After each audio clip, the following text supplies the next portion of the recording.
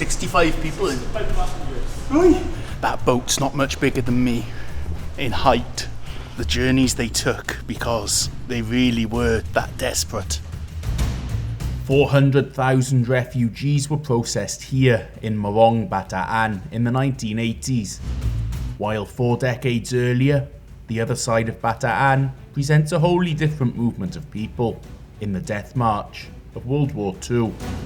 And further up the coast in Zambales, we see the results of Pinatubo's eruption, a lake dammed by lahar, and the communities that remain nearby. Good morning. Hello again. I'm in San Fernando, Pampanga. Yes, I was in Baguio. I didn't vlog yesterday. I don't know, the worst thing about this sickness I got was that it just removed my motivation to do anything. So I think it's just drained my energy entirely. I've just about got myself out of bed. So let's go on the road to somewhere incredibly historic and incredibly important, less than 100 years ago. Goodbye, nice place to stay by the way, here. KBL is the name. They have the spa. Hey. Oh, hi, sige, pa-picture ta. Shoutout mo ko, no? Oh, shoutout ka. And they have a Robinson's Easy Mart, which makes me very happy. The railway here is the new North-South Railway. However, back in April 1942, the old railway was not used just for transporting commuters.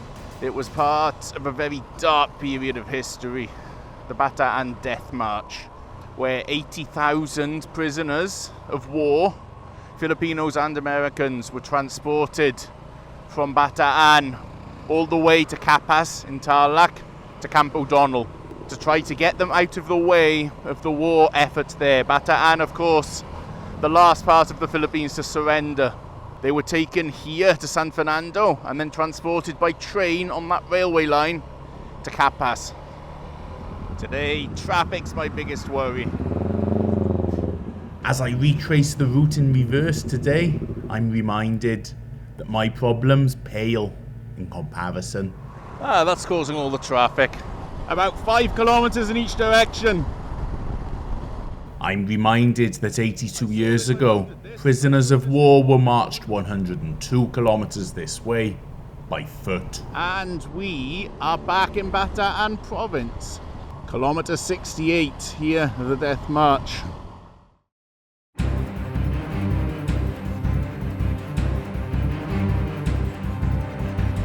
Pampanga is the modern-day capital of Bataan and has historical importance too. I was trying to find the World War II museum here in Pampanga, but it's inside the school because that's where the Japanese headquarters were, but I couldn't figure out how to get into the museum itself, and I don't want to be wandering around a school. It's a bit weird. Pampanga was where the American General King, his name was, surrendered to the Japanese in 1942. Of course, the Allies were fighting in way too many theatres, and they couldn't focus on the Pacific side. They had to really focus on the European side, where Hitler was gaining ground. Oh, that's a tank. Let's keep on going towards the tip at Mariveles, which is where many of these prisoners' march started. 80,000 of them, only 54,000 made it. In the distance is a very large cross on a hill.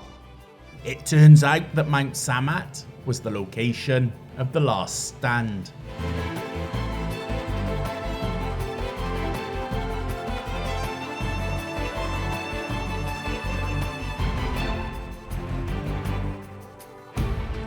It's a bit hazy today, but down there is the Gulf of Bataan.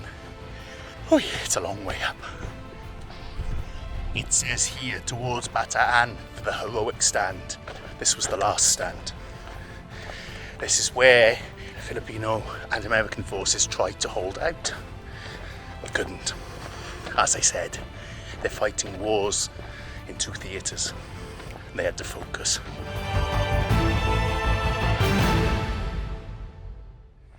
This is closed, but it's the Altar of Valor. This is where the wreath is laid to commemorate. Oh, you see these battle guns.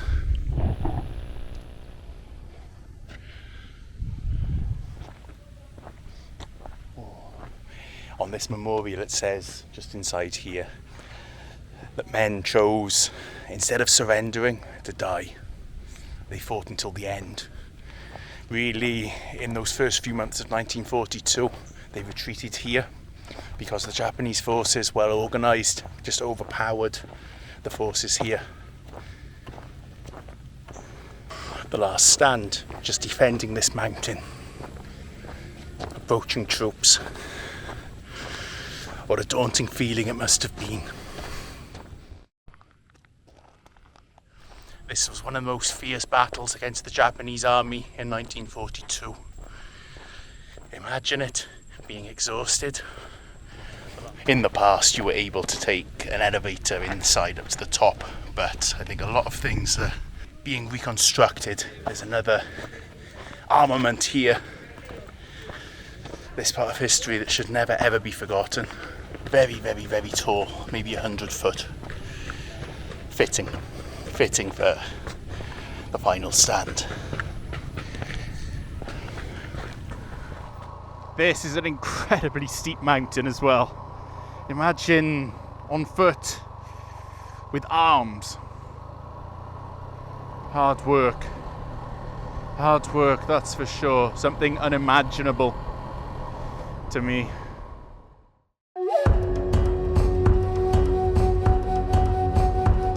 I am a rice mill today. How considerate of them here though, to build a lane for me. And we're back to, I believe this is called the expressway.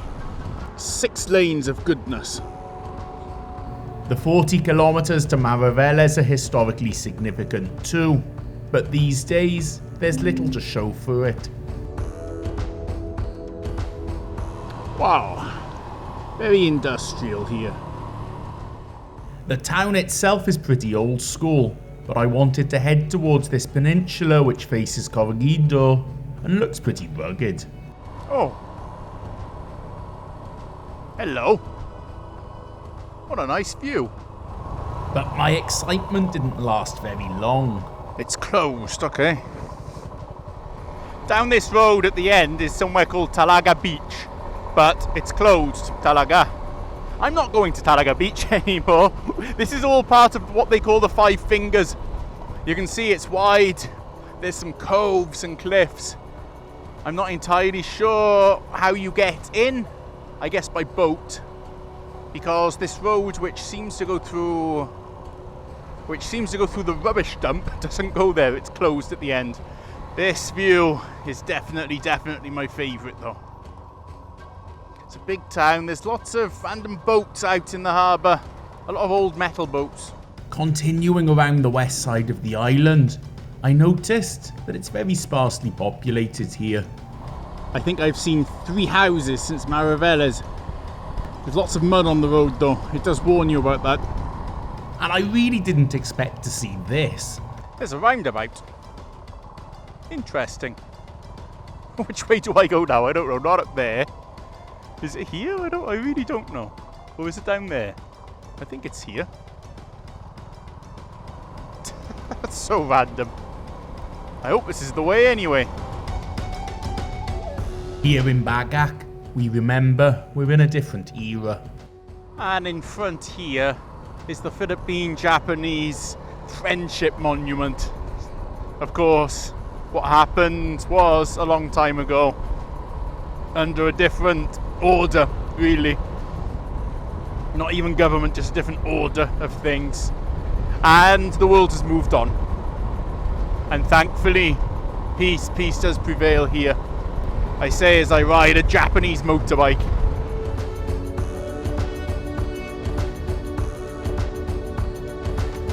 In Morong, there's a Vietnamese restaurant owned by a former employee of the nearby Philippine Refugee Processing Center.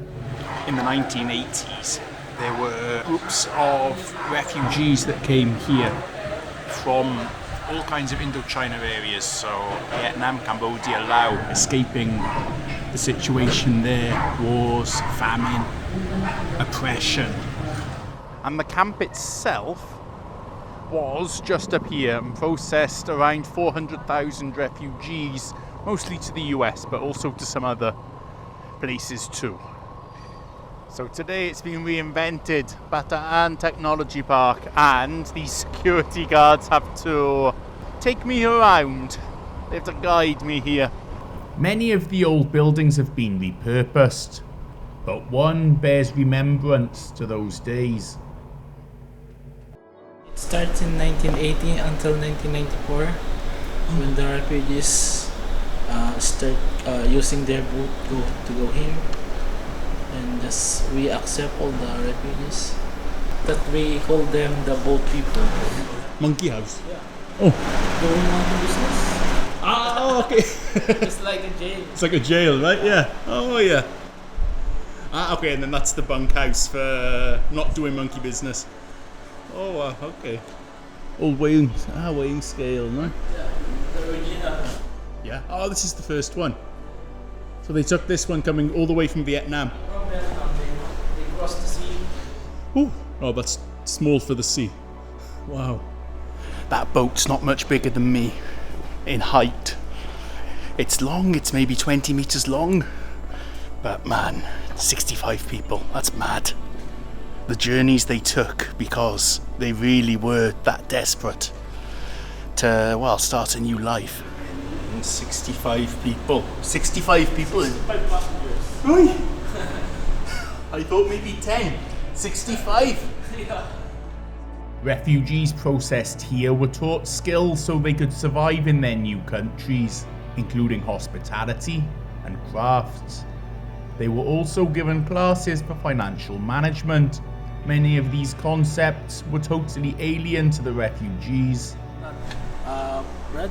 The banh mi. Banh mi. Banh mi's delicious. Yeah, no, I had the soup. Okay. That's why Aling Lolings adopt Vietnamese food, because he is the one who helped the Vietnamese to make their... Pope John Paul II visited in 1981, but with many of the refugees being Buddhist, they had shrines for this purpose. Wow, so all these buildings we see here were from that camp back then. Started with those 65 in 1981. 1 week. Mad. They would have come here. Eventually 400,000 were processed here. So this was just for processing, going to other nations. Of course, that was the time of Pol Pot. It was the time of upheaval in Laos, even Vietnam. After the war, when the communists did take over, and before they really opened up in the 1990s, they struggled and there was famine. A lot of people were really looking to start a new life. They were desperate. And they built their own shrines because they were majority Buddhist. There's football pitches over here. 4 faces and different meanings. It's by the Cambodians in 1982. Yeah, loving kindness, compassion, sympathetic joy, equanimity. I don't know what that means. But that is Cambodian Kaima. I can't see where I'm going. But it's a Buddhist temple, they told me. Okay, Vietnamese. So this is really the Temple of Happiness. I like that meaning. I think they chose this also with the mountains, no? Make a pray for the relatives. They put some incense in the Buddhist, the place where they offer food. Wow, okay.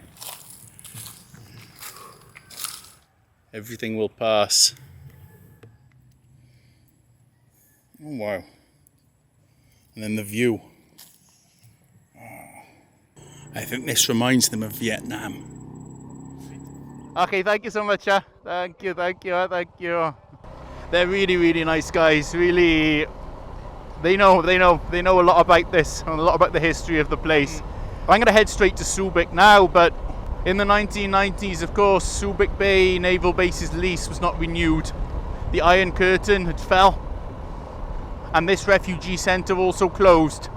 Of course, let's not forget that when the US was part of the Vietnam War, they used Subic Bay as their staging ground. And then later decades, refugees came in the other direction. Let's not forget that. And that's something that's quite important to remember. So here along UN Avenue, let's head all the way down to Subic Bay, the Freeport Zone once again. Maybe for the last time this trip, maybe.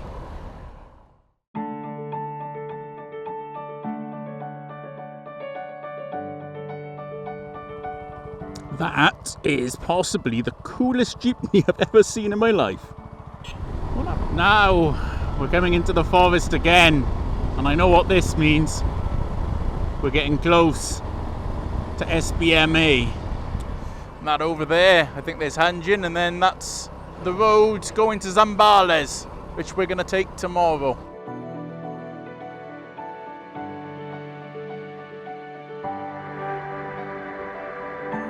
Thank you. Drive safe. I'll drive dangerously. Hello, sir. Where did you come from, sir? So, first to stop, first to go, which means one at a time from each side. Except Food Panda thinks the rules don't apply to him. Okay. Now, just go for it, go for it. And now we're back in the other side.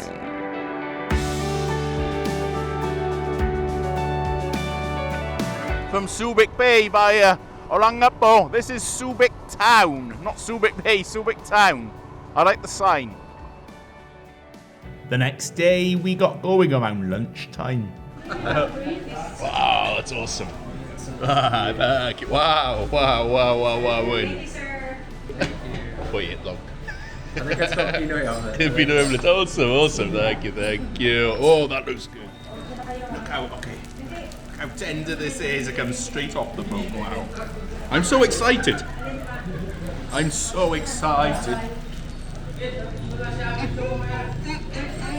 really good, yeah. Really good. I love how many vegetables there are. You know I'm going in for those. You should. Oh, they're cooked in butter.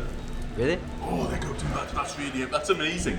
It's like roast veggies from a Sunday roast. This is a really good place. So, is it true you ordered also pancit malabon? Or they're giving you pancit malabon because they're Yeah, from... they offered it. Yeah, because they're from Malabon.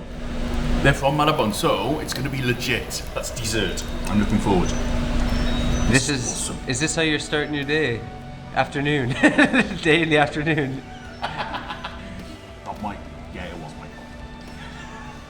Oh, it comes apart with the shrimp, the egg, the orange furry stuff, which I forgot the name of. The furry stuff, I think, is jicharon mixed with that shetty. Oh, diet. Dietary requirements of sir. Oh, you look worried. I think that's what you're supposed to do with the bread. Yeah. awesome place. Okay, now fueled up. Let's go down the coast this way. We don't know where we're going, but that's the part of the fun, and that's the best bit. Right, hello, sir. Oh, boy balut. I need to... Do you have room in your box? No. No. You got room. Just worried about...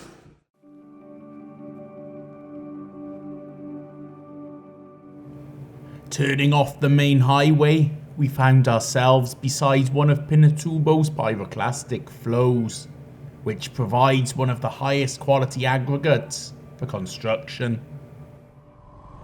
There it is.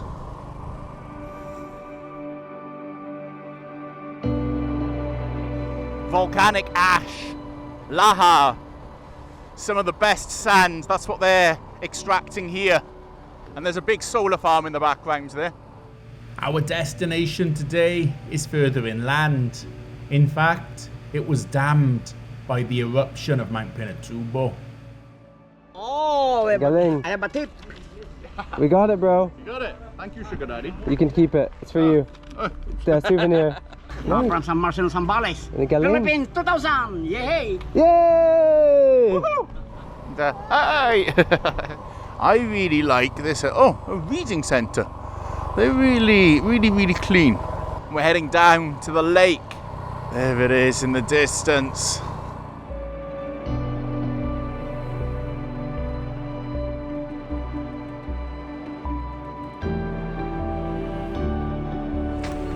Hey. Speaking Tagalog. Oh, konti lang. Ako din. Konti lang. Yeah. Mangisda kami sa lawa. Mangisda mo? Oh, anong isda? Ito. Bangka. Di Bangka. Di Bangka ng Pawikan. Ah. Ah, pawikan. Sure? Da-da-da. Oh. Thank you. But on the way up, I'd seen a sign that intrigued me. Hidden Temple Shrine. But it was going to be better to access this from the bottom. These trails all the way along here. This is pretty cool. Where are we going? I don't know. I will follow Ate. Yeah, we'll follow. Okay, Ate. Ah, okay. I love we're just following Ate. Yeah, Ate knows the way. We have more guides. Hey, Ah, yeah, that's so cool. baby goats.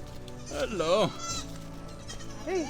Oh my gosh, you can pick them up. The story of that is when Max Sullivan coming in here, she been see some ash. From the mountain. Yeah, and then she been do it to build some statue. Oh, there's knights. It's awesome. It's like a sacrificial table. No, I'm serious, like, I don't know. Like, it just feels like oh no, they would maybe put like plates or something here. Sorry, I've been watching too much Apocalypto. Sacrifice. Maybe we have to make a sacrifice today. No, okay. It is a I feel like it's very, very British. That reminds me of England. He's from England. Or, sorry, Wales. Careful, you live there. We're family. Ah, okay, tama. The same like a cousin, like that second cousin. Okay. Because our grandfather and then their father is a brother. So you have fruits. You also have vegetables here, or that's from Yeah, further? we have a lot of vegetable. Sitaw like that and okra, Okay, cool. papaya like that. That is my For my monkey. Yeah. Wait, bananas for what? For your mom? Are there meron onggoy dito? Meron. Meron? Saan Onggoy. Bye-bye. Such nice people. Okay. And they said they're the sweetest mangoes. I keep seeing these mango trees. I heard this.